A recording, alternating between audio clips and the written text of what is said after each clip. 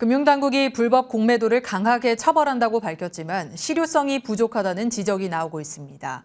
형사처벌을 하기 위한 고의성을 입증하기 쉽지 않기 때문인데요.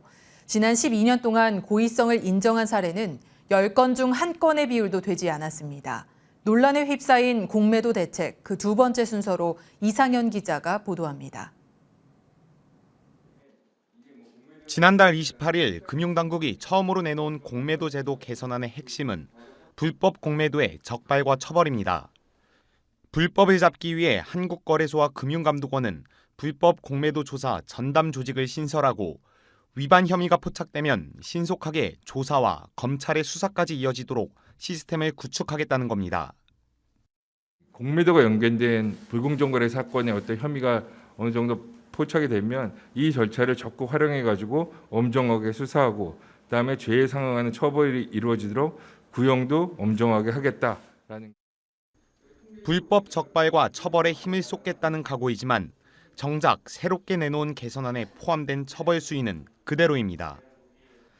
지난해 4월 개정된 자본시장법에 따르면 공매도 규제를 위반한 자에게 1년 이상의 징역 또는 부당이익의 3배에서 5배의 벌금을 부과할 수 있습니다. 금융당국은 불법 공매도에 대해 형사처벌과 과실일지라도 과징금 부과가 가능한 만큼 처벌 수준이 높다는 입장이지만 해외 선진국과 비교하면 여전히 처벌 수위가 낮다는 지적이 나옵니다. 강력한 처벌을 내리는 미국은 공매도 규정을 위반했을 경우 $500만 이하의 벌금 또는 20년 이하의 징역형을 부과합니다. 영국은 벌금의 상한선이 없고 프랑스는 1억 유로나 이득의 10배까지 벌금을 부과하고 영업정지 등 행정처분을 내리고 있습니다. 일단은 미국은 10배고 프랑스도 10배로 알거든요.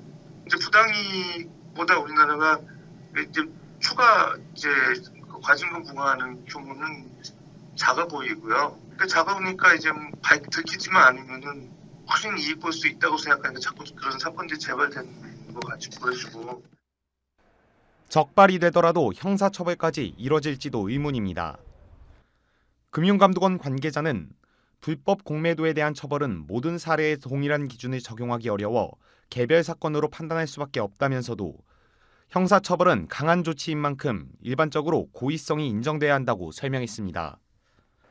사실상 불법 공매도에 대해 고의성을 입증해야 형사처벌이 가능한데 고의성을 증명하기가 쉽지 않다는 게 전문가들의 의견입니다. 이정문 더불어민주당 의원이 금융감독원으로부터 제출받은 불법 공매도 조치 상세 내역 자료에 따르면 지난 2010년부터 올해 4월까지 12년간 발생한 불법 공매도 127건 중 고의성을 인정받은 사례는 11건에 불과했습니다. 이마저도 최근 한국투자증권이 3년 넘는 기간 동안 930여 개 종목 1억 4천만 주 불법 공매도를 발행한 사례도 고의성을 인정받지 않았습니다. 이번 한국투자증권의 사례의 경우에도 아마도 이제 단순 실수, 좀 과실로 보았기 때문에 아마 처벌이 그 정도로 나온 것 같거든요. 현재처럼 불법 공매도의 고의성을 제대로 밝혀내지 못한다면 현실적으로 사실 형사처벌은 쉽지 않습니다.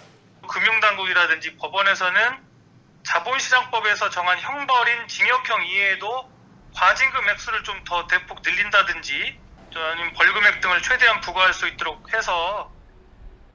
금융당국은 강력한 처벌로 불법 공매도를 막을 수 있다고 밝혔지만 투자자들의 걱정은 온전히 해결되지 않을 것으로 보입니다.